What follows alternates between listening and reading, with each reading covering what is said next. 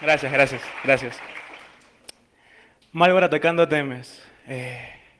¿Quién quiere saber del tema? Es decir, o sea, ¿qué tanto les apetece ver que uno va literalmente a un cajero y este, así literal, expulse o escupa dinero? Parece genial, ¿no? Bueno, vamos a ver la verdad cómo es esto, qué tanto es así y en realidad si es que hay malware es porque algo pasa. Vamos a empezar con eh, la explicación. Bueno, somos dos, obviamente. Juego CTFs para Amnesia. Hemos jugado pues, el CTF del año pasado aquí en la Dragon Yard, ganamos. El del Echo en Local Score también. Eh, Basket, juego mucho. Bueno, antes jugaba más, ahora juego menos. Reverse Engineers, Exploit Writers. Y acá mi compañero Ricardo. Eh, ahí. Sí, ahí está. Bueno, Ricardo Gómez, dentro de la lista de crack latinos me conocen como APO,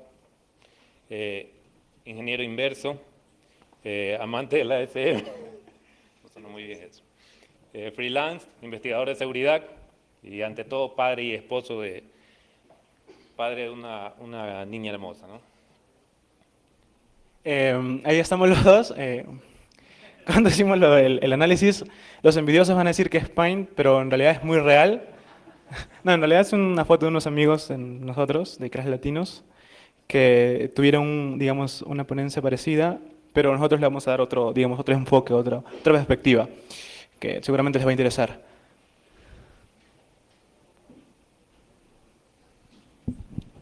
Vamos a hablar un poquito de lo que es la evolución del robo dentro de los ATM, ¿verdad? ¿Cómo se ha ido originando esto? Al comienzo, el robo dentro de los ATM se dedicaba simplemente a una parte de fraude, ¿sí? Se acercaba el atacante, digamos en este caso, la persona que iba a quitarnos el dinero, se nos acercaba, nos decía de la forma más agradable posible, me das tu dinero, ¿sí? No, Muy agradable. muy agradable. Nos apuntaba con un arma, nos coaccionaba y el dueño de la tarjeta entregaba el dinero, ¿verdad?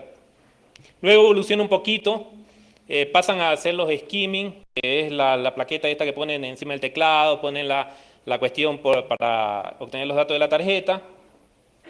Posteriormente también tenemos los ataques físicos, que se acercaba a gente a extraer los ATM, los cogía, los arrancaba literalmente de la pared, agarraba con una camioneta o cualquier vehículo y se los llevaba, ¿sí? Luego posteriormente los desarmaban en casa, veían la forma de extraer el dinero en otro lugar. Y Sí, ahora, ¿qué pasa con los ATM? Actualmente si abres el ATM, se inyecta tinta encima de los billetes, no puedes forzar la apertura del ATM. Entonces, la tecnología ha hecho que el ataque evolucione aún más. Y ahora vamos a ataques lógicos, ¿sí? Porque la tecnología ha puesto a un bit de distancia el dinero hacia los atacantes. Ahora tenemos malware que nos permite literalmente hacer que el ATM nos escupa el dinero.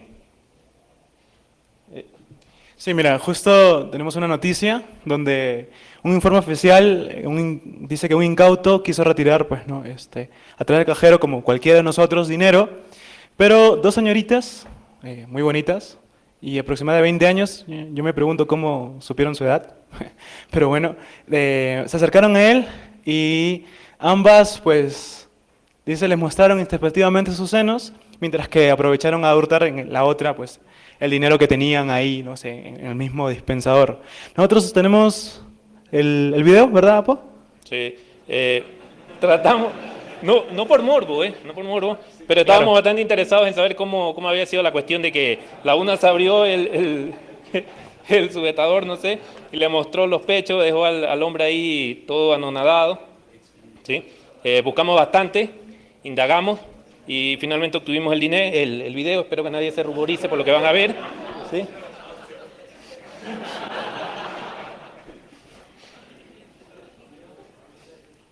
Bien, bien, ahora sí, ya empezó la charla.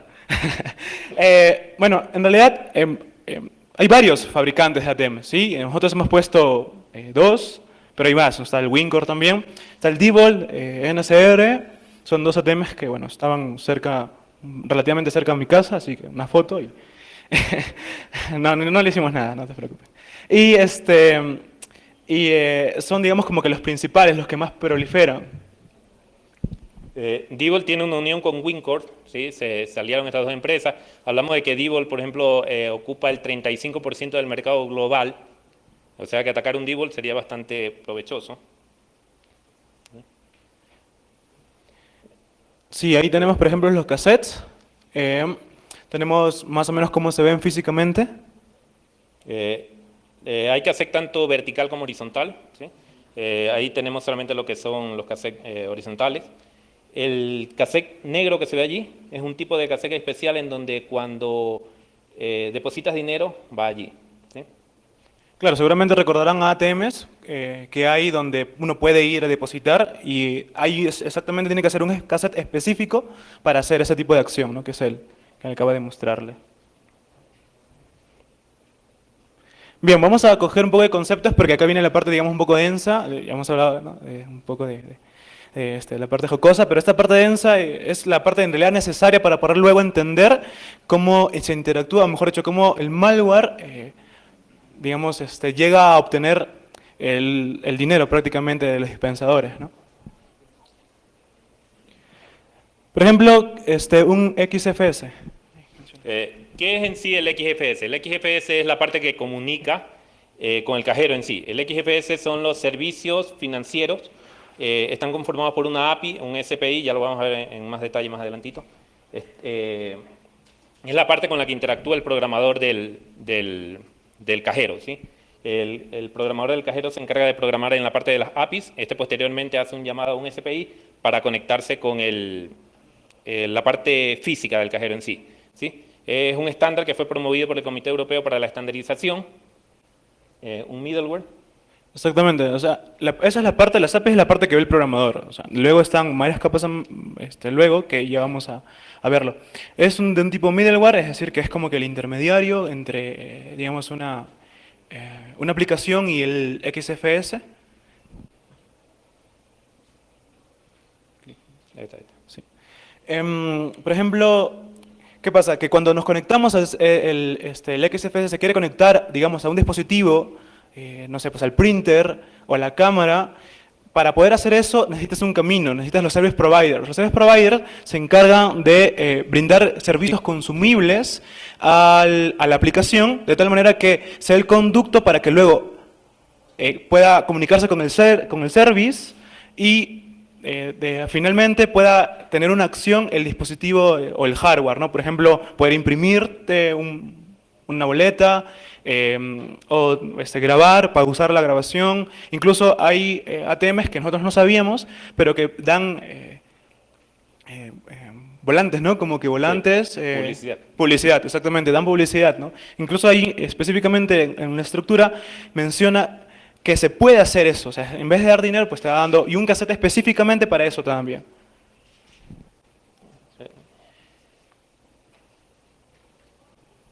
Ahora vamos a ver cuáles son un poquito los problemas del análisis de malware para ATM, ¿verdad? En sí, las extensiones para servicios financieros están disponibles públicamente, las pueden encontrar en su página web, pero resulta que la gente que se especializa en análisis de malware se especializa más en las APIs de Windows, ¿sí? Es más provechoso. Entonces, enfocarte un poco hacia lo que es servicios financieros te va a llevar un tiempo. El análisis automatizado es complejo, meter una muestra de malware dentro de Cuckoo o algo similar, al no disponer esta máquina virtual de las librerías necesarias, no va a poder ejecutar toda la muestra, ¿sí? Te va a empezar a botar errores. Probablemente si comienza desde el inicio, el main del malware es comienza a revisar esto, ya ahí ya no tienes cómo continuar. Sí, exactamente. Justo hablando de eso, nosotros como que se puede hacer medio hacks, ¿te acuerdas? Medios unos hacks que podemos hacer como que para que el malware funcione y se pueda ejecutar sin tener nosotros un ATM. Es poder coger el MSXFS como tenemos, digamos, los headers y luego nosotros, digamos, hacer un fake MSXFS, de tal manera que en vez de que busque toda la configuración del ATM y las librerías, busca de nosotros, el que nosotros creamos, y digamos, de cierta manera podemos poder depurar el malware. Sin embargo, esto no es de todo bueno porque nos falta mucha información, por ejemplo, el número de cassettes, digamos, no lo teníamos exactamente porque puede variar KTM, hubo otra información, no podíamos, entonces teníamos como que medio hacer un pequeño hack para poder hacerlo, y es como que tenías mitad, tenías una parte poder dinámica y mucha parte en análisis estático. Sí. Otro problema es que es difícil analizar sin el dispositivo físico, ¿sí? Hay muchas cosas que ver las estructuras allí no es lo mismo que contar con el dispositivo físico y empezar a interactuar. Y hay una cierta capa de oscuridad, ya que obviamente los programas que trabajan con el ATM no están allí públicos, ¿sí? Si bien es cierto, tenemos las extensiones, que son las APIs, no tenemos la parte del banco, la parte que interactúa con el ATM, ¿sí? Entonces hay una cierta capa de oscuridad que quizás dé una falsa sensación de seguridad.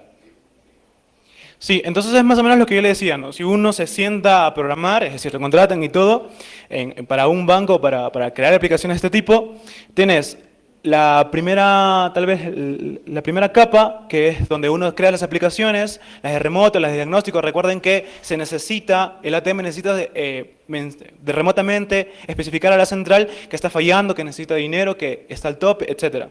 Luego tenemos la parte en que es la que nosotros nos hemos metido, que es la parte del XFS Manager, donde hasta el XFS API es donde ve el programador. Hasta ahí es donde lo ve. O sea, porque es la capa de abstracción que hay. Luego, el Service Provider o el Service Provider Interface, por eso se llama el SPI, brinda es específico de cada vendor. Entonces, como es específico de cada vendor y cada vendor puede hacer sus propias especificaciones, la API se encarga de la abstracción y de tal manera que el programador puede hacerla específicamente para tal vez un ATM y pueda funcionar, y es lo que usan los malware en todo tipo de vendor de ATMs.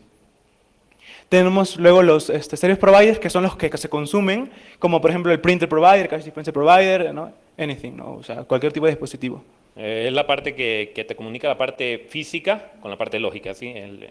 Tienes allí que quieres mandar a imprimir un ticket, ¿sí? Te comunicas a través del proveedor y le indicas a esa impresora que te envíe a imprimir el ticket. Sí, hasta emojis puedes mandar a imprimir, o sea. Bien, es simple, o sea, nosotros cuando comenzamos a entrar a analizar esto, nosotros pensamos que era muy complicado. La parte más complicada fue no tener hardware, no tener el ATM. Esa fue la más complicada. Quisimos comprar y en realidad consultamos a alguien que lo compró, no les puedo decir quién, y dice que fue un tremendo, aparte que el dinero era muy alto, le salió como 3.000 euros más o menos, pero de una empresa muy grande, Deloitte. Y y compraron y le salió muy caro, le salió muy complicado, le compraron un turco, creo, en fin. Vamos a nuestro uso de la API. Es muy simple, o sea, inicializas la conexión a la XF Manager. Luego, abres y creas una sesión con el tipo de dispositivo que te quieres conectar. ¿Te quieres conectar con el printer? Pues entonces especificas que quieres conectarte con ello. Luego, registras. Esto es medio, digamos, como buenas prácticas. Porque el malware no hace efecto de los registros, es decir, no registra qué comando les vas a mandar. Pero seguramente las aplicaciones financieras sí lo hacen. Luego los bloquea. Seguramente así al toque se viene a la mente porque cuando uno ha programado y tiene un hilo y se ejecuta ahí, no puede pasar otro hilo mientras que ese hilo se está terminando de ejecutar la función. Esto es lo que es un semáforo, pues, ¿no? Es decir, me bloquea, por ejemplo, nadie más puede bloquear, mejor dicho, nadie más puede usar el dispensador, solamente yo, hasta que yo termine de usarlo para que otro proceso pueda usarlo. Esto es bueno porque si no se hace esto, puede aparecer un race condition y pues, ¿no? Cualquier tipo de error. Depende mucho también de la API, porque hay los asíncronos y los síncronos, que ya lo vamos a hacer más adelante. Por ejemplo, justo lo que Apo mencionaba la otra, cuando estábamos hablando, en que, por ejemplo, uno cuando va a sacar dinero y se imprime, y a la misma vez se va contando el dinero que se va a dispensar para que puedas obtenerlo. Entonces, eso, por ejemplo, es una ejecución asíncrona. Luego se hace todas las fases viceversas y ya está. Nada más el final es el proceso inverso, simplemente desbloqueas el dispositivo y que lo desregistras, cierras la conexión y te desconectas del XFS, ¿sí? El funcionamiento del XFS como ya habíamos visto, es que convertir llamadas de APIs a Service Provider, ¿sí? Se hace uso de dos APIs, WFS Open y WFS Async Open, porque la conexión puede ser síncrona o asíncrona, era lo que mencionaba no. Puedes, por ejemplo, mientras te está contabilizando el dinero, te va imprimiendo el ticket de cuánto te queda en tu cuenta, ¿sí? Y hay un nombre lógico de una clave que proporciona acceso a la información de configuración que define la clase de servicio. Eso lo vemos en la siguiente diapositiva, ¿sí? Dale. Sí, exactamente. Justo, es decir, ¿cómo sabe hablar la aplicación al printer? ¿Cómo sabe hablar la aplicación al dispenser, que es el que más queremos, o que tiene el dinero? ¿Cómo sabe hablar la aplicación a la cámara? ¿Cómo decir pausa, reproduce, etcétera? ¿Cómo sabe hablar la aplicación? Para esto se le especifica logical names. Estos logical names, por ejemplo, por defecto, y solamente hemos puesto lo que más nos interesa, que es del dispensador de dinero, tenemos tres de los principales, ¿no? El NSR, que es el Currency Dispenser, 1, ¿ok? El CDN 30, y, default ATMs, de DVD, Add, Funds, Disp, que son los nombres por defecto. Normalmente no se cambian, nosotros hemos visto y no se suelen cambiar. Vienen por defecto, excepto que el malware también viene para nosotros especificar el logical name que queremos, o como lo hace Plotus, que lo lee específicamente del registro, porque ya está el nombre, o sea, el logical name específico dentro de los registros, y si se lo ha cambiado, es decir, que el malware, o mejor dicho, la aplicación lo ha cambiado, las aplicaciones los han cambiado, los lee exactamente tal cual los pone y ya puede interactuar con el dispensador. Bien, por ejemplo, eso es así de sencillo, o sea, obtener información de un hardware o de un dispositivo es así de sencillo como esa línea que pueden ver. Bueno, igual hay un poquito más hay que declarar tipos de datos, etcétera, pero es así de sencillo como se puede observar. Se especifica un handle para poder manejar el dispositivo. Luego se especifica el flag, es decir, el flag va a indicar qué es lo que queremos nosotros obtener. En este caso es CDM, que es Cache Dispenser Module, status, luego que espere, es decir, lo podemos especificar incluso un tiempo específico, y en LPP result, que es un puntero de un puntero a una estructura, que es donde obtienes toda la información del dispensador, en este caso, ¿no? Porque es lo que queremos. En el campo buffer a veces cuando yo lo vi exactamente, dije, ok, buffer es un puntero, ¿pero qué? Dije, o sea, ¿cómo reverseo? Lo bueno es que hay documentación oficial y este es un puntero, sí, es un puntero a otra estructura que se llama CDM, CDM Unit Info, no, Cache Unit Info. ¿Qué es exactamente? ¿Por qué hacemos ese recorrido? Porque si vemos el count, ahí use count nos va a decir cuántos cassettes tenemos. Esto es muy importante porque de esa manera puede luego el malware recorrer todos los cassettes y obtener información de todas ellas y así también dispensarlo, ¿no? Por ejemplo, creo que esto depende mucho del banco, ¿no? O sea, los requerimientos del banco. Es decir, si es que quiere, no sé, pues 5 cassettes. Incluso hay unos, en Perú, por ejemplo, hay unos que tienen para monedas, ¿no? Si tienes para monedas, quieres 3, 4, incluso hay unos que tienen que estar por ley, o sea, por defecto, como son los de Reject, como lo vamos a ver más adelante ya, los Retract y todos ellos. Cada cassette tiene a su vez otra estructura. Como pueden ver en justo el último que acaba de aparecer, que es un puntero, que es a un array de estructuras de cada cassette. Y ahí vamos a explicar un poquito. Por ejemplo, y esto es un común, por eso queremos empezar con esto, es el punto común que nosotros queremos empezar, que es decir, el punto en común que hacen los malwares, primero para poder recorrer todas las estructuras, saber qué tipo de cassette o qué tipo de cache unit es, ¿sí? O sea, es lo mismo, cache unit, cassette no hace mucha distinción en la documentación, los nombran indiscriminadamente indistintamente como igual, sí, exactamente. Por ejemplo, tenemos cuando la unidad de dinero no se encuentra, es decir, no está justo bajo, digamos, esa denominación, no está. Los de reject, ¿no? Los billetes, los de coin, los que el dinero no ha sido recogido, los los de publicidad, justo lo que le decía, los documentos, lo de reabastecimiento y lo de CIM. Ahí ya pues seguro les va a mencionar un poquito de eso. Los de tipo recycling, ¿sí? Solo están disponibles en ATMs que contienen CIM. ¿Qué es el CIM? Es el Common Information Model. Esto le permite realizar al cajero automático una especie de autodiagnóstico, ¿sí? La unidad de reciclaje permite, en el caso de los cajeros automáticos que tienen para depósitos también, ¿sí? Permite que ese depósito que ha sido hecho por los clientes pase posteriormente para hacer un refill de los cassettes de dispensar. Los de tipo retract son cuando el dinero no ha sido recogido por el cliente, ha tardado demasiado, por X motivo ha tardado demasiado, se expulsa el dinero, se muestra físicamente al cliente, pero el cliente no lo recoge. Los de tipo reject son cuando internamente, por algún fallo, el billete no se expulsa, no se muestra físicamente al cliente, pero internamente ha salido del cassette. El dinero sale del cassette y se ingresa a otro cassette de tipo reject. Bien, ahí tenemos justo la estructura que les mencionaba. Cada estructura específicamente de cada disquete, de cada cassette o cache unit. Por ejemplo, los de el UL Values nos entrega el valor mínimo dispensable de una cache unit. Si esa cache unit o ese cassette contiene billetes de a $20, no nos va a permitir que ese cassette envíe $10, ¿sí? Entonces es el mínimo dispensable de esa cache unit. El Initial Count nos muestra el número inicial de elementos en la cache unit. El UL Count es el número de elementos en la cache unit, pero este tipo no se aplica en los de tipo retract, es decir, porque no tiene un contador allí, ¿sí?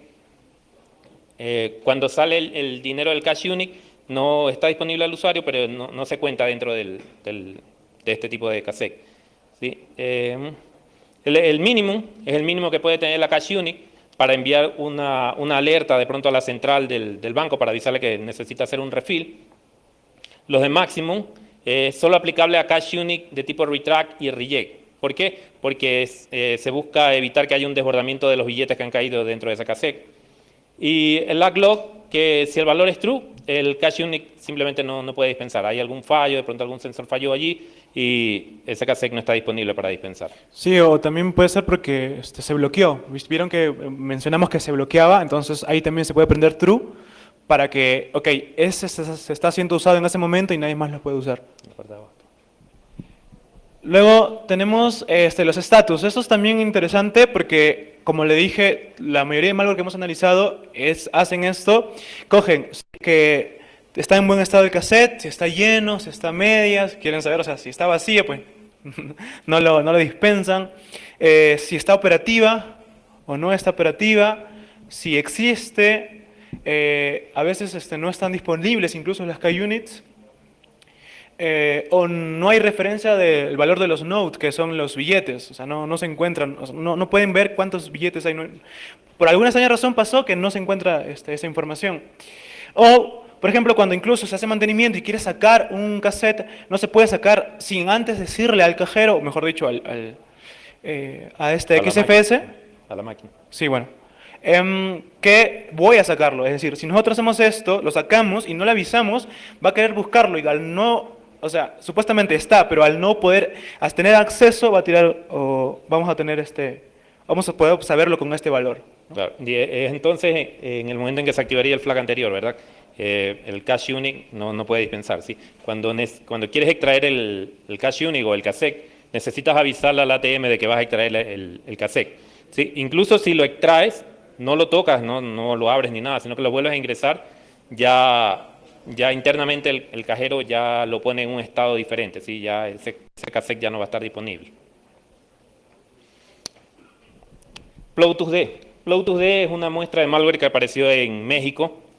Se estima que los creadores del malware son latinoamericanos. Ya veremos más adelante que hay una cierta cuestión que nos indica que parece que sí, que son latinos. Porque está mal programado también. También. No, mentira. Que ¿Qué es Plotus ATM? Plotus ATM no es más que un jackpot. Un jackpot es un malware que te permite dispensar dineros así sin el ingreso de la tarjeta al cajero. O sea, tal cual, tú Ajá. pasas por ahí y te va tirando dinerito. Simplemente te Tal cual. retiras el dinero, ¿no? Sí, literal. ¿Cómo funciona Plotus? Controla ATMs Diebol, específicamente Diebol. El launcher mata procesos específicos, procesos de seguridad. Usa un ofuscador para NEC, porque está programado en C#. Utiliza un ofuscador que es NEC Reactor. Como decíamos, es de tipo jackpot. Puede vaciar el ATM sin necesidad de tarjeta, lo puede vaciar literalmente. Sí, en realidad el análisis, a comparación de quitarle la ofuscación, fue más fácil. Fue muy complicado Reactor, pero gracias a eso pudimos presentar otros slides que ya van a ver a continuación. ¿Cómo funciona en sí? ¿Vas? ¿No? Sí, o sea, el atacante necesita conectar un teclado específicamente, ¿no? Es decir, cuando analizamos el malware se vio que se necesitaba alguien, o sea, abrir el ATM y conectar un teclado tal cual y luego pasarle una secuencia de teclados. De tecla funcional. Claro, incluso también se puede hacer con el mismo pinpad, o sea, no es necesario, pero en este caso lo hacían así, ¿vale? Y un código de activación para el servicio, el proceso que querían, ¿no? Sí. Un vistazo inicial, ¿verdad? Decimos nosotros que se requiere acceso físico. ¿Por qué se requiere acceso físico? Porque necesitan tener un teclado conectado allí. Hay una combinación de teclas especiales que te permiten hacer ciertas cosas dentro del malware. ¿Sí? Se requiere una ruptura de la fascia. La fascia es como la careta del teclado. Como que el protector. Ajá, el protector. ¿Sí? O se podría hacer uso de las llaves. ¿Sí? ¿Cómo a través del USB accede a USB? Necesitas acceso al USB para instalar tanto el teclado como el malware. Tiene un launcher que puede ser lanzado como proceso o como servicio. ¿Sí? Espera una combinación de teclas y un código. El código es para la dispensada del dinero, el retiro del dinero. Resulta que el código es de 8 dígitos. El código se lo entrega el atacante o la persona que está a cargo de la operación del ataque al malware, se lo entrega a la mula, que es la persona que va a pasar por allí por el cajero retirando el dinero. ¿Sí? Y el código está elaborado en base al ID del ATM, fecha y mes. Es decir, que si la mula al día siguiente quiere retirar dinero, no va a poder. Hay un cierto control. Claro, ese es como que porque no le roben al que roba. Para que no le roben al ladrón. Sí, ese mismo. El retiro, una vez que ya el atacante o la mula ha ingresado el código, ¿sí? Se requiere un teclado para presionar la tecla F3 que te permite dispensar el dinero. ¿Sí? El código, dado que está basado en el ID del ATM, lo más lógico es que una vez que llegue el atacante, la persona que va a retirar el dinero, llame al encargado, ¿sí? Y le diga, mira, el ID de este ATM es tal. ¿Sí?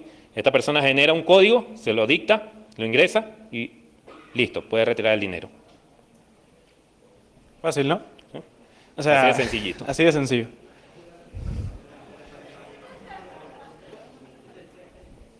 ¿Sí? Ese es un vistazo inicial de Plotus. Esto fue con lo que nos encontramos cuando decidimos empezar todo esto.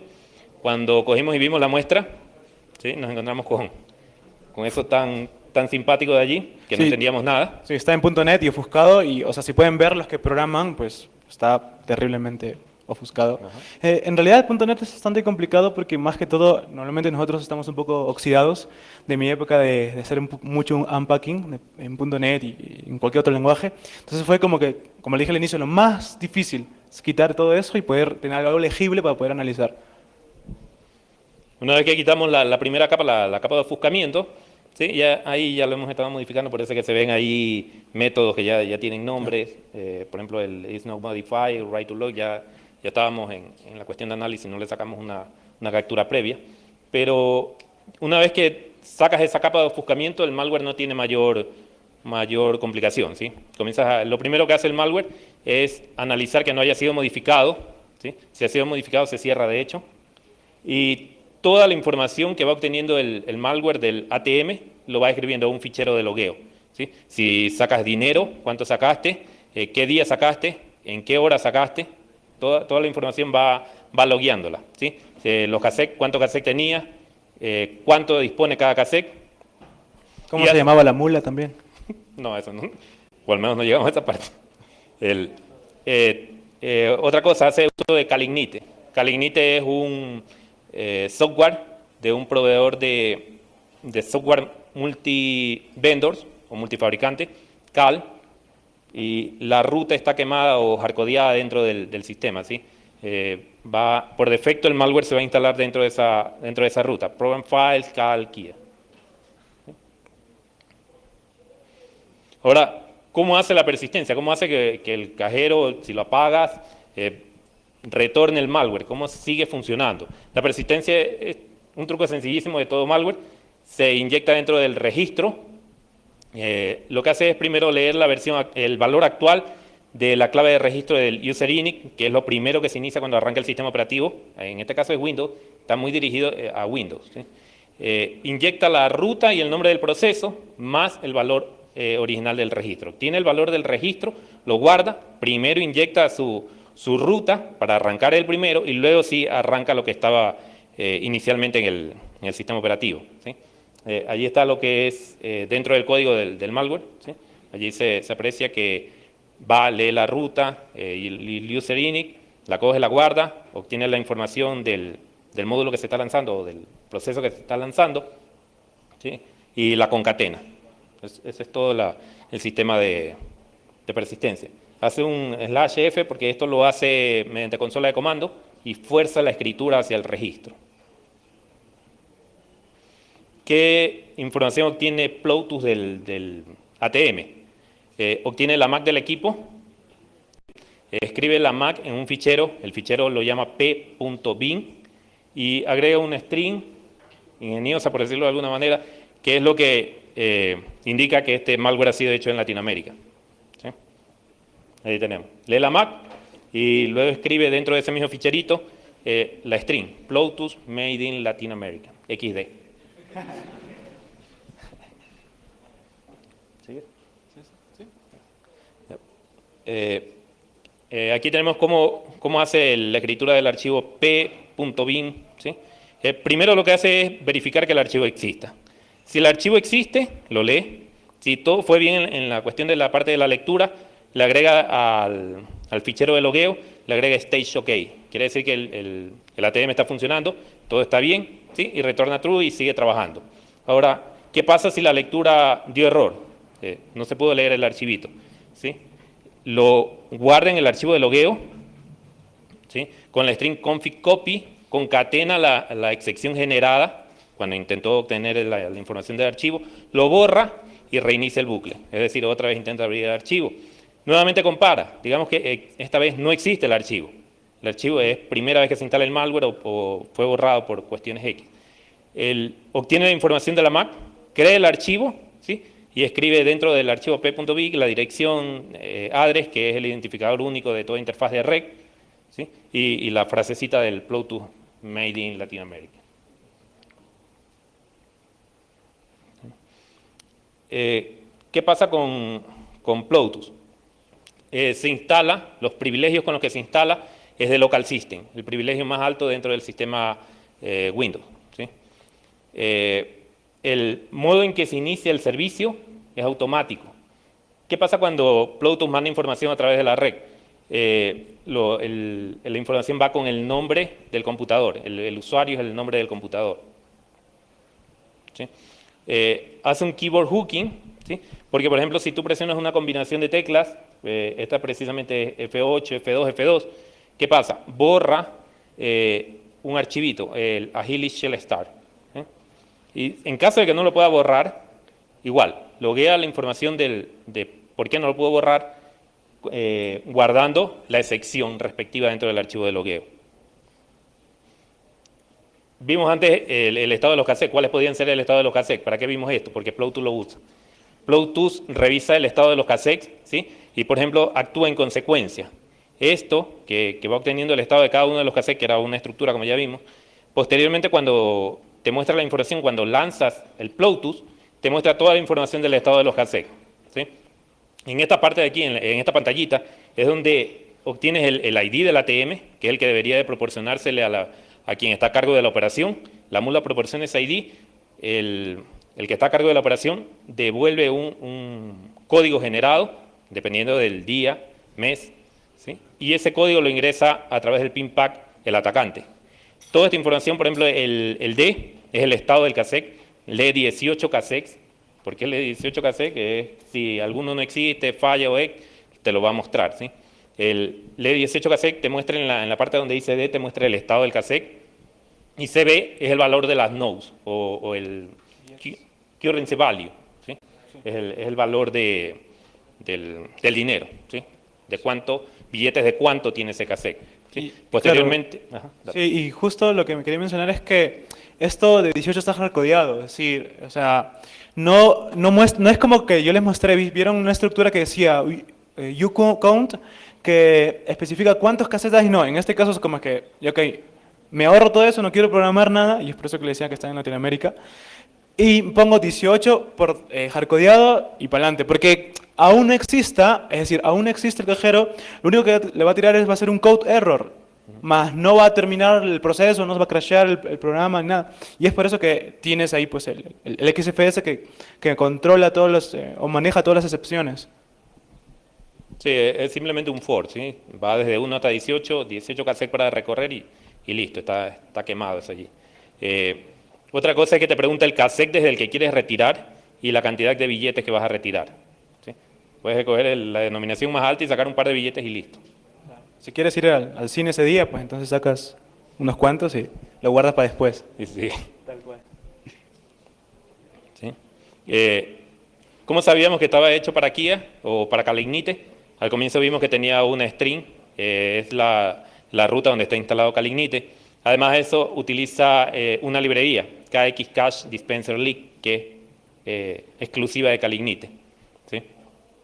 Crea una instancia y con eso de ahí comienza a trabajar en el cajero a través del XFS, ¿sí? Es decir, en conclusión, trabajar el malware para el ATM ha sido sencillísimo, ¿sí? Es como que coges, vas, te lanzas a una piscina, te pegas un chapuzón y listo, algo así más o menos.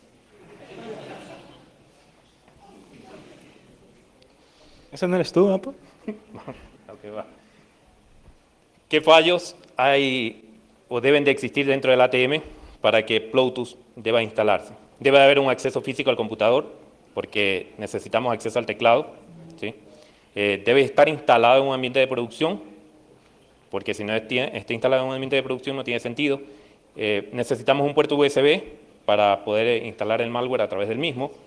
Y deben de existir falencias en el whitelisting, que son las listas blancas de las aplicaciones que sí se pueden ejecutar dentro del cajero. Si no hay un listado dentro del cajero de las aplicaciones que se van a instalar, pasan casos como estos.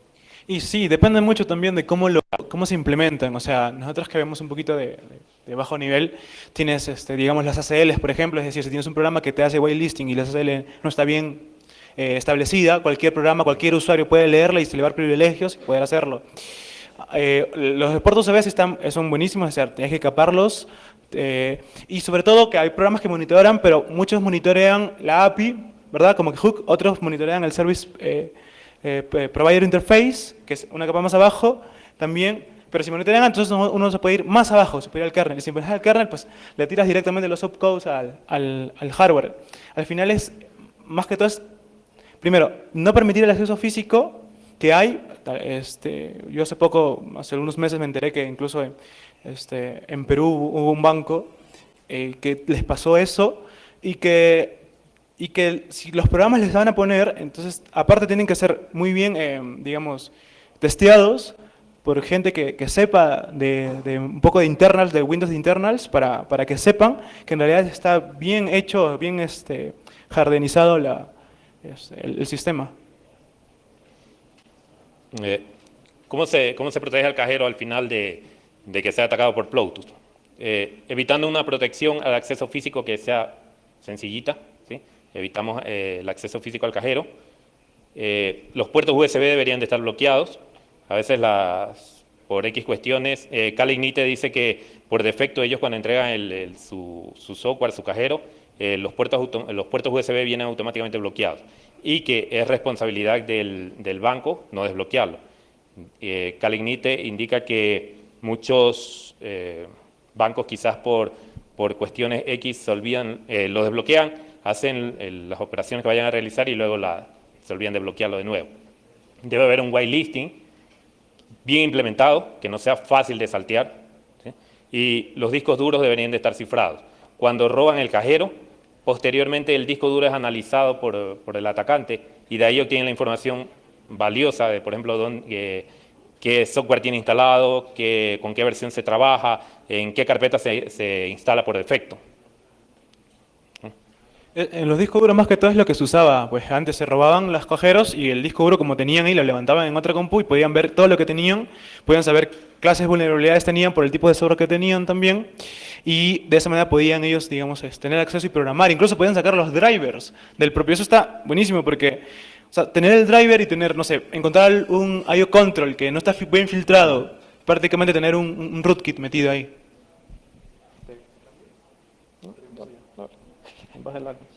No, te cambio de lugar. Bien, lo que hemos visto otro malware, que es ATM Mitch, es de hace unos meses, ¿no? Un mes, creo, 2 meses, hace poquito. En realidad, incluso tuvimos acceso, cuáles fueron los últimos que fueron encontrados, y no ha sido hace muy poco, no ha sido hace mucho. Y otra vez, un vistazo inicial para que más o menos tengan cómo funciona esto, ¿sí? Si se recuerdan, las partes de las estructuras es el común. Ese es el común que hace al final el malware porque lo tiene que hacer para poder interactuar con el dispensador y obtener el dinero. Ese es el común. Sin embargo, a veces hay ciertas peculiaridades que uno puede tener en cuenta también para, digamos, tomar medidas preventivas. El acceso al computador puede ser como acceso físico o tal vez, me imagino que es muy, muy complicado. Nunca he trabajado en un banco, así no sé cómo será su red. Nunca me he metido tampoco. Y luego, este malware tiene comandos, es decir, espera, hay un archivo. Yo, de verdad, cuando comencé a reversear, me dije, ok, ¿cómo lee los comandos? ¿Por qué? Porque está programado en Visual C++, o sea, usa objetos y clases, etc. Y me preguntan, entonces, ¿cómo interactúa este malware? Es decir, ¿qué es lo que hace? ¿Cómo recibe? Bien, revisando, vi una cadena que se llamaba command.txt y que se guardaba en el mismo directorio donde estaba el malware. Y que ese era el que le daba el malware, los comandos del malware. Cuando empiezan a dar el primer comando, que es I, si no me equivoco, que vamos a verlo luego, se recolecta toda la información. O sea, todo lo cual hemos visto en las estructuras que hemos visto al inicio y que no queríamos poner toda una bocha de código grandísima, sino que queríamos explicar por eso lo primero que hemos hecho, hace toda la recolección de los cilindros, si están llenos, si están vacíos, si es que tiene dinero o no, etcétera. Y finalmente, después de eso, obtiene un comando que le permite dispensar, pero en el intermedio hay otras cosas que vamos a seguir viendo en el slide. En el siguiente slide. Bien, estos son los comandos que yo le dije. O sea, tienen un parser, no le he puesto acá, no es muy relevante la verdad, es como lee un TXT ya, que va aumentando un contador que se llama ncommands, como pueden observar, y en ese caso, si obviamente, ¿no? Si es menor a 0, pues tiene una excepción, pero si no es, sigue, hace un switch y tiene, por ejemplo, empezamos con elite, que es para la inicialización del XFS Manager. ¿Cómo puede hacer eso? Bueno, como lo que hace, que es la manera más fácil, no lo compila con las librerías, con el header, sino lo que hace es importarlas en un runtime. En el siguiente slide vamos a ver cómo de esta manera lo hacen. La famosa conocida par de funciones que es getProcAddress y getModule o load, que en este caso porque no la tiene cargado. Entonces carga la librería, lplib filename es justo la librería que hemos visto al inicio, ¿okay?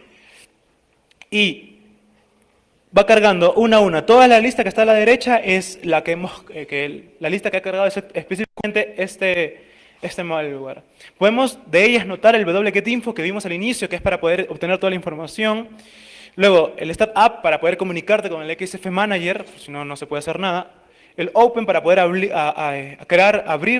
y crear un handle al dispositivo para poder manejarlo. Luego, el Unhook Blocking Hook y el WFS Unlong, que lo pueden observar ahí, te permite, como les dije que al inicio, se crea un semáforo para que no haya genere un rest condition, lo que hace este malware es forzar a que se desbloquee. Llamas a estas funciones para que quien esté usándolo, ok, no, yo lo quiero, dámelo a mí porque lo desbloqueo y uso.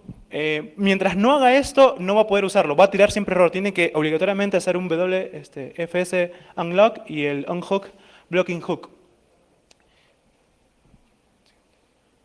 Bien, y la siguiente función que veíamos en el comando init era starting xfs, es como lo que le dije, wgetinfo, tiene en lvp result la estructura y tiene, igual que en Plotus, guarda un archivo donde guarda un log de cada acción, como por ejemplo cuántos cache units o cassettes ha encontrado, el hservice, que es el handle específico del dispositivo, o es lo que yo les mencionaba, el tipo, que ya lo hemos estado viendo en las estructuras anteriores, el status, si está lleno, vacío, etcétera, los values, que les explicó Apo, el initial count, el present count, ¿no? Si está bloqueado o si es que al final te tira un error, qué clase de tipo de error, para luego mirar en la documentación y saber por qué está pasando ese error.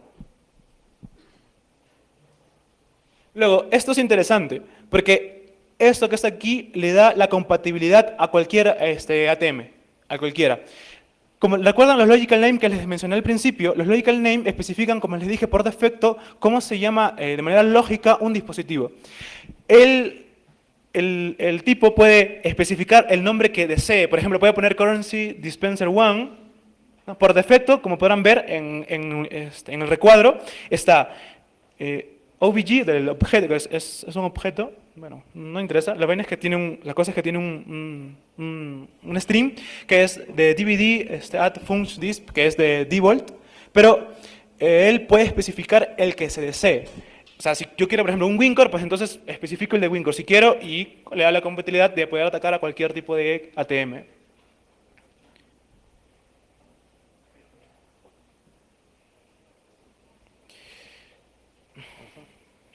Y hay un flag ahí, como podrán ver, que si está, pues, solamente para comprobación nada más, si está seteado, si no está seteado, se setea, y si está seteado, pues solo se imprime. O bueno, se guarda. Esto es para tener información, es más que todo informativo, no le encontré mucho sentido a esto. Lo que hace es, bueno, lo desbloquea. Ah, no, ok, me estaba confundiendo con el get. Por el título, me equivoqué el título, y es un log XFS, disculpen. Esto es lo que yo les decía. Entonces, como podemos ver, vamos en orden. Primero fue el init, o sea, para inicializar el XFN Manager, luego fue el seteo del logical name para el específico dispositivo, y una vez que hace eso, puede obtener para ver si es que en realidad se guardó bien, o saber en realidad cuál es el nombre, el logical name, y luego tiene que desbloquearlo. Bueno, esto es un poco redundante porque luego cuando hace el dispensador, o hace otra vez el desbloqueo, pero digamos que este sería digamos, la cronología de comandos que manda el malware writer. Y bueno, eso es lo que yo le decía, ¿ves? El get dispenser ID. El get dispenser ID. Es el que vimos al inicio. Sí, exactamente. Pero en este caso específico, este que está acá es el hservice, es el que guarda el handle para poder interactuar con los dispositivos. O sea, sin eso no se puede. Pero es más, eso también es informativo, porque a la hora de hacer wgetinfo lo obtiene, no es necesario. Okay. Y esto es lo que todos, como hemos visto en el caso de Apple, igual en este caso, en el caso de Plotus, también en este caso, al final llega, el man manda el comando D y automáticamente comienza a obtener el dinero y a salir a escupir el dinero. Tiene, primero, he tratado de ser lo más simple posible, y por eso no quise poner también código en ensamblador, sino hacerlo en C. Llama esa función que se llama gettingCache, que si en el siguiente slide va a mostrar cómo funciona. Esto, como le dije, es una vista muy por arriba. Tampoco quería como mostrar todo el código. Eso es para nosotros nada más. Pero, y también ya lo he explicado en las estructuras anteriores, así que no era no iba a ser redundante volverlo a escribir. Un flag para ver si ha obtenido la información de todos los cassettes, el número de cassettes, cuántos cassettes hay o cuántos cache units hay, los desbloquea, loguea la información, luego Y aquí está el punto, ese es el que tienen que ver, que creo que pasó un poquito desapercibido, pero WF Execute, que es la ejecución síncrona. Síncrona. Sí, la ejecución síncrona, donde se especifica el handle del dispositivo, se especifica el flag, es decir, lo que tú quieres hacer, luego tienes un puntero, LP void, dispense, que es una estructura, es un output, es un argumento output, es decir, una estructura que se rellena más que todo informativa, que espere y para adelante. Tal cual, solo se ejecuta esa línea que ustedes ven, WF execute, y ya devuelve todo el dinero. Y al final igual crea un log, ¿verdad? Sí, Claro. sí, al final, pues nos da más un dito mansejito a, a los analistas y bueno, lo que hace.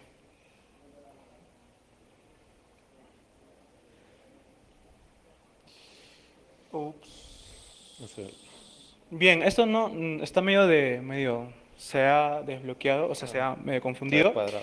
Pero quería mencionarles que hay otros ataques. Por ejemplo, y no está aquí, pero lo tengo aquí justo en mi celular. Así que les quiero mencionar. Primeramente, por ejemplo, si WFS Execute se encarga de ejecutar comandos específicos al dispensador, al printer, a cualquier tipo de dispositivo, Hardware. yo juqueo esa función, es decir, puedo, digamos, inspeccionar todos los parámetros que pasan. ¿Qué se lo viene primero a la mente? ¿Qué crees que harían? ¿Qué harías tú? Hookear la función.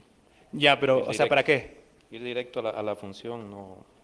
Bueno, o sea, uno Espera. juquea la función, o sea, juquea esa función para primero filtrar todas las ejecuciones. O sea, primero obtienes información de cómo, tal vez legalmente no, cómo estrictamente o específicamente los software financieros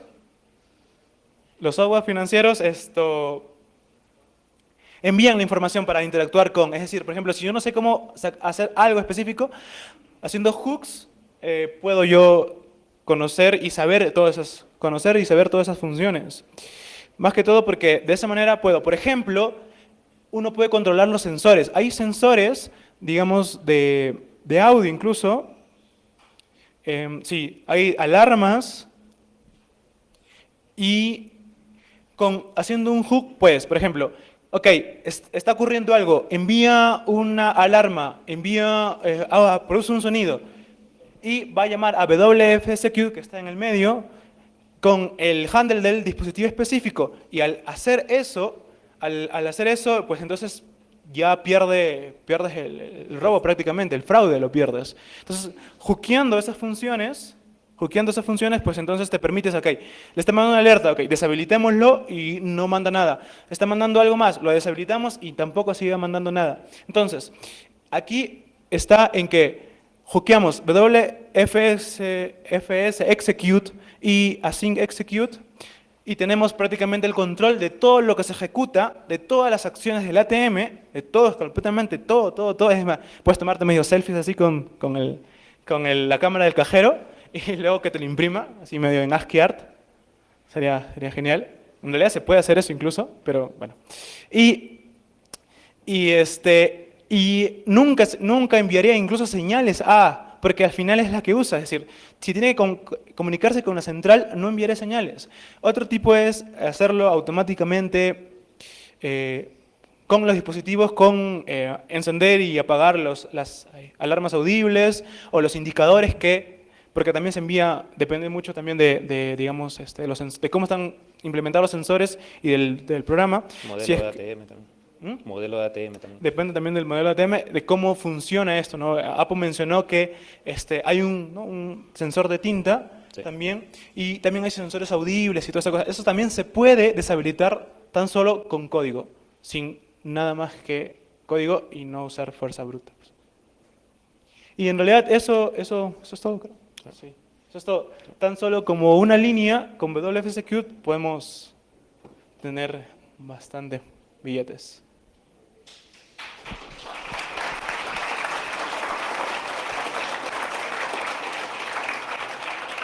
Espero que les hayan gustado y si hay preguntas, no hay. Sí, ok. ¿Preguntas? Una pregunta, creo que ustedes el año pasado también hablaron de ATMs, ¿no? ¿Fueron ustedes o fueron otros?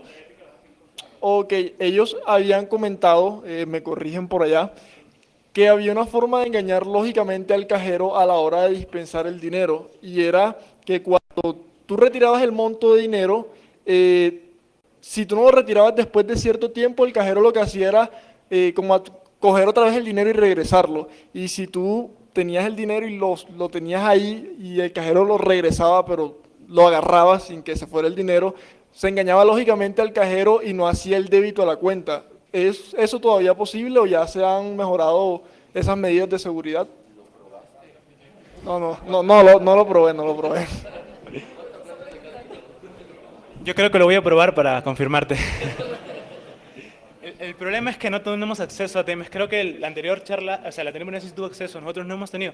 Nosotros ha sido reversing del puro y duro con ensamblador estático, código estático, con ofuscaciones y todo lo demás, con pequeños hacks que nos podíamos hacer para, digamos, emular, espero que no me peguen por la palabra, pero emular, digamos así, un ATM, que en realidad no era así, pero con pequeño hack, y eso es lo que teníamos. O sea, si nos teníamos acceso a un ATM, yo me imagino que hasta los drivers nos habríamos metido y a ver qué cosa podíamos encontrar ahí. Se han encontrado vulnerabilidades incluso en aplicaciones como Fortinet o aplicaciones muy, muy famosas en drive, y con cosas muy, muy tontas en los drivers. No sé qué podríamos haber encontrado, no puedo firmar nada, pero sería genial. Si alguien tiene uno, que nos preste. Sí, la pregunta por aquí. ¿Cómo están? Gracias por la charla, muy interesante. Un comentario breve aportando la diapositiva de los fallos, de los fallos previsibles. Me gustó muchísimo, pero creo que otra falla importante también es que los bancos siguen utilizando Windows XP por decisión de negocio y eso sigue facilitando la labor del criminal. Pasando a la pregunta, respecto del Plotus, la investigación de Plotus y de ATM Mitch que ustedes han hecho, ¿ustedes proveen reglas Yara para que entusiastas como los que estamos aquí podamos, no sé, hacer un análisis dentro de nuestras redes utilizando intérpretes de Yara para poder identificar este tipo de amenazas en los clientes bancarios, por ejemplo? No llegamos como tal a implementar las reglas, pero no es complejo. Por ejemplo, en el caso del Flotus, se crean ciertos archivos y en las últimas versiones hay comunicación de red hacia ciertas IP. Se podría implementar que te rastreen las IP, si está comunicándose a esas IP, es algo sospechoso. Si te está creando ciertos archivos, como por ejemplo el de logueo, el p.bin, si te está creando esos archivos, definitivamente el cajero está infectado con Plotus. Buenas tardes. Interesante el tema y la pregunta es la siguiente. Teniendo en cuenta que la mayoría de los cajeros corren sistema Windows XP, en el malware que ustedes explicaron y que nos expusieron el funcionamiento, ¿depende en algo el tipo de sistema operativo? En el caso de Plotus sí. Por ejemplo, te verifica que al inicio, no lo mostramos, pero te verifica si el Plotus está corriendo dentro de un sistema operativo Windows 7. Si está corriendo dentro de ese sistema operativo, cambia un poco la ejecución del código. Ya el servicio lo ejecuta de una forma diferente. Si está corriendo dentro de Windows 10, te ejecuta de otra forma. Es decir, hay diferentes... han analizado esto también los creadores del malware. Dependiendo del sistema operativo dentro del que está corriendo, se varía un poco. Hay varios if. Ok. En el mío gracias. no. En el ATM Mitch, no en el mío.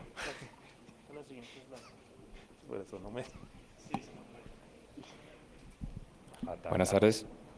Primero que todo, muchas gracias por la charla. Tengo una pregunta. Estos dos malwares, Plotus y ATMitch, ¿cómo fueron detectados? O sea, ¿cómo salieron a la luz? Mira, yo te cuento un poquito de lo que puedo decirte de un banco, y es que sale a la luz porque no hay dinero en el cajero.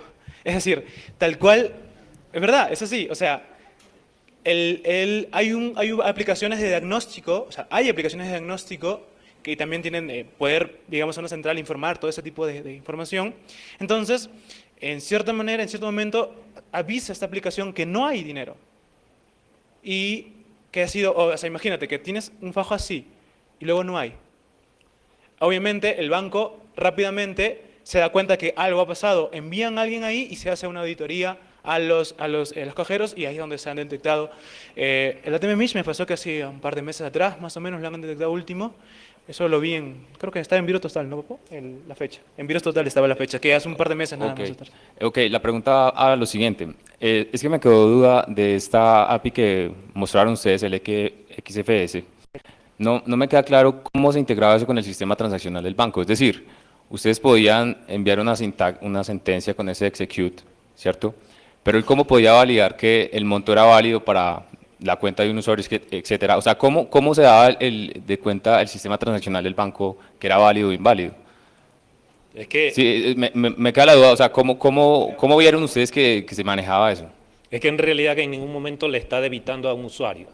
Todo se está manejando a nivel de hardware. Lo único que se hace es decirle al cajero, mira, necesito de este cassette 20 billetes de la denominación que tú tienes allí en el cassette, porque eso también te lo informa, ¿sí? Y te dice, bueno, dame 20 billetes de $20, eso va al cassette 3, por ejemplo, ¡pac! Y te lo dispensa. No se hace ningún perjuicio a un usuario, es simplemente al banco, el perjuicio total va al banco. Ok, o sea, en conclusión, esas APIs son completamente independientes del sistema transaccional bancario, están directamente ligadas al hardware del cajero. Sí, o sea, XFS es el framework que viene por estándar para los ATMs, ¿no? Y luego teníamos Calignite, que era como que, digamos, una capa más arriba para que te la haga un poquito más fácil todo, pero en realidad es el framework que viene que por defecto, o sea, es un estándar incluso, es un estándar, hay una documentación estándar y todo eso. Entonces, cuando tú interactúas, tú puedes llamar a una función, o sea, tú en programación puedes cargar una librería, llamar a una dirección, hookearla, pisar bytes, escribir en memoria, puedes hacer todo, si no hay algo que te pare, ¿ok? Entonces tiene que haber algo que te pare. Entonces lo que hacemos es todo sistema. Nada bancario. Todo sistema se hace el sistema. Incluso cuando se hace diagnósticos, los que van a hacer diagnósticos hacen lo mismo. No hacen nada, ningún sistema tradicional, sino también todo el sistema al hardware, al dispensador, al printer, etcétera. Bueno, dos cositas que me han pasado con las ATM. A veces generan errores y se desbloquean la página que tiene por encima el sistema operativo y te muestra, como estaba diciendo el compañero, Windows XP o Windows 2000. Es vulnerable. He visto que he llegado al telecajero y lo están manejando remotamente. Entonces es más fácil todavía.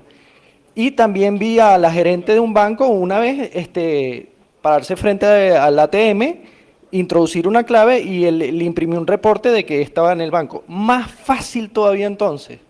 Sí, en realidad es sencillo, es más o menos como que lo que dijo Apo, poner una F3 o una combinación de teclados y te da el dinero. Es lo mismo, se puede implementar no solamente o sea, ni siquiera con un teclado, puede ser con el pinpad, digamos, ¿no? A un micrus y dinero, así. O sea, no es difícil. Como dije, hay que ver medidas, hay que tener medidas para que se pueda, que no pase eso, ¿sí? Digamos, monitoreo de procesos, software de hooking que te monitorece, que no solamente haga eso, sino también al service provider, y tampoco al service provider, sino también a los drivers, ¿no? Porque hay muchas capas, o sea, no solamente la capa más inicial, sino a todas las capas se tienen que verificar, porque si no vas a un camino, pues nos vamos a otro, y igual llegamos.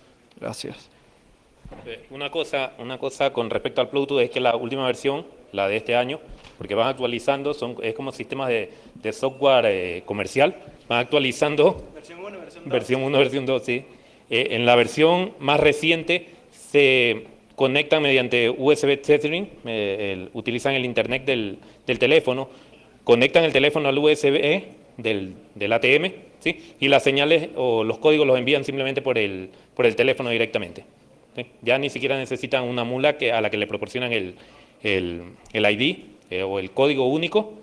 Es decir, la mula antes podía coger e ingresar el código y bueno, retiraba en vez de 20 billetes que le habían dicho, retiraba 30.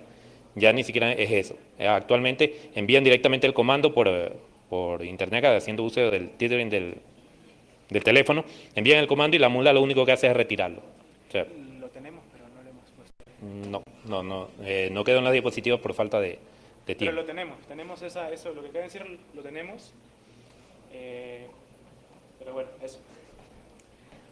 Tengo una pregunta sobre la aplicación de estos malware. Les entendí que solamente un porcentaje de cajeros automáticos es viable para realizar este tipo de ataques. Es decir, esto no es estándar, sino es aplicable de acuerdo a unas características. Y otra pregunta es sobre los nombres de las unidades. Parece que también fueran estándar, pero que en ATM Mich ustedes obtienen esos nombres de las unidades. Entonces, Sí, no sé es que cómo en realidad sí es funciona. estándar. O sea, XFS es un estándar, como les mencioné hace rato. Y viene por defecto, o sea, es lo que se usa, ¿no? Para en todos los ATMs. Entonces, los nombres dispositivos también hay nombres por defecto. Los logical name que te mencioné al principio, como ¿no? el DVD, add, func, disp, que es para el DBOL, por ejemplo, es por defecto y no suelen cambiarlo. Y si lo cambiaran, igual puedes obtenerlo. O sea, también se puede leer y obtener el nombre y poder interactuar, porque es estándar. Por ejemplo, si puedes ver esa diapositiva, en ese dice set dispenser name. Yo puedo especificar el nombre lógico específico, anything, cualquiera. O sea, así pongas Pepito, igual. Normalmente no lo hacen, pero normas de compatibilidad. Si uno tienen directrices, que no las conozco los bancos, tienen directrices, seguramente no lo harán, o sí. Pero fuera el caso, si yo tengo un WinCore, pues le pongo WCDM30. Si tengo un Diable, lo dejo ahí, pero que viene por defecto. Si tengo un SR, lo cambio. Y si tengo otro, pues lo cambio. O sea, si lo que hacen ahora, más que todo, por ejemplo, es tratar de hacer estándar lo más posible, que afecte a todos los ATMs. ¿No depende eso también del service provider que tú decías que hay otra capa encima? Porque pueden ser diferentes. Exactamente, y es por eso que el XFS te da una capa de abstracción, como dijimos, aquí. No sé. ¿Cuántos slides tenemos? Acá está. Mira, lo que el programador ve es, la aplicación es lo que programa y el XFS API. ¿Ok? Esa es la capa de abstracción que te da la compatibilidad.